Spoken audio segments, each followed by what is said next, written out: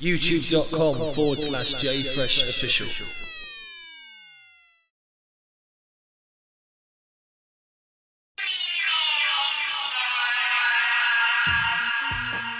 There's a lot more to your career than just the music side of things. You know, you've got your video production side of things, the clothing line.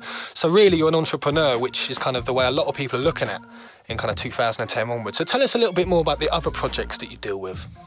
Well, Staple House was it was an idea that I had, and I'm just lucky that I got, you know, people around me with skills and, you know, interest in things that fit in with that idea of, you know, being a production company. I'm lucky that I'm fortunate that, you know, one of my good friends happens to be literate with a camera, and I'm fortunate that I've also got, you know, a close friend, you know, that has got the ability to not only edit but animate and, you know, do stuff like that. So we kind of all brought it together, man, and we just started Staple House, and now that's just been crazy. The kind of people we were working with within a short space of time, like a year and a half, sorry. You know, we'd worked with Wiley's, the Skeptors, the Jamies, the list just goes on. I don't want to be sad and say a long list, but yeah. And then the clothing line is just something else. Like, you know, I kind of got sick of wearing everyone else's clothes. Yeah.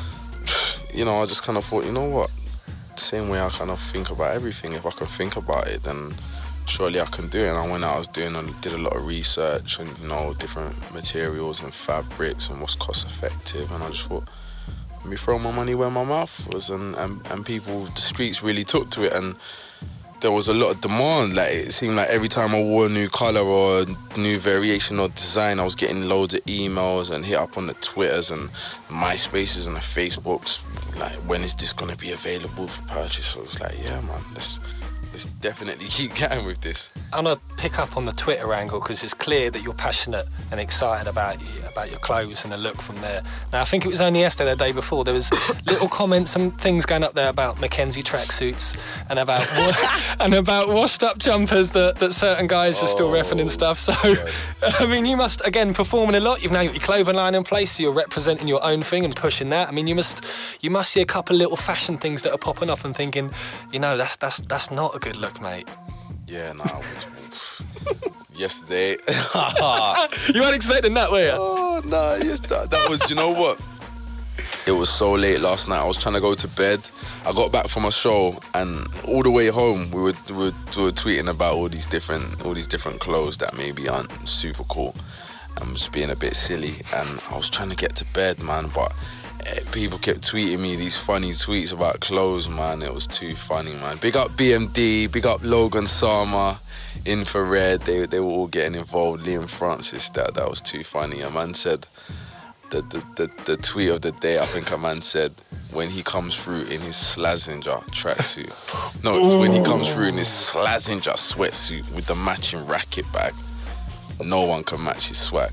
And he's got the Cyro Saturo shirt in the boot just for safety. I couldn't get to sleep last night. I did see a little bit of it last night, I had a little chuckle, and I saw it develop. And I thought I could chuck in and start throwing about some Dunlop trainers, but... Oh, God, was that you with the Dunlop trainers? No, I was going to get in there, but I thought I'd leave it out. But you hit me with the Slazenger there, so... Slazenger, man. Oh, mate. Do you know what's funny? The last tweet I tweeted before I went to bed, I said, I've got to go to bed now because I've got to be up bright and early because I've got to go and pick up my my Dunlop sweatsuit from the track. You've already got in there with the Dunlop angle. I can see that. I didn't realise that now. So basically, when you get to a certain point, and like I said, you're collaborating with these big American artists and doing your global tours and all this stuff, there's obviously going to be a point where you're going to come out on stage, ironically dressed in all these kind of clothes we've just been talking about. Are you going to do that? Yeah, I'm a fun guy, so I'm up for all them kind of things, man. I think, like, you know, like groups like Goldie Looking Chain. Goldie Looking Chain, exactly, yeah. Yeah, man. Or like some video and you can start, you know, a bit like DC's kind of old school thing. We kind of went a little bit 80s, but you're taking it. I really like that video, you know. That's a proper good video. You're taking that a little bit further. Yeah, man. Just less cool. Do you know what I mean? Less cool, and you're making it cool by going so far beyond cool. That's that next level. One last question that we got for you. There's a lot of aspiring people. I get hit with so much unsigned music from people. So from an artist point of view, are there any recommendations or advice you would give to up-and-comers in terms of how to perfect or develop your art, and also the kind of professionalism side of things as well? Do you know what I always say to people that want to get into music? Do a little bit of research and find out where you fit in, because I think a lot of people they generally think, when they think of music, the first thing they think of is an artist. But what they don't understand is that the music is now an industry, you know what I mean? And you know, you might be better suited to doing your job, to being a DJ or to being a journalist or to being a radio show producer, or do you know what I mean? There's lots of different jobs, so find out where you fit in and maybe go for that. You might want to become a music lawyer, you know what I mean? So find out where you fit in and go for that. And we need music lawyers. Oh yeah, we need them.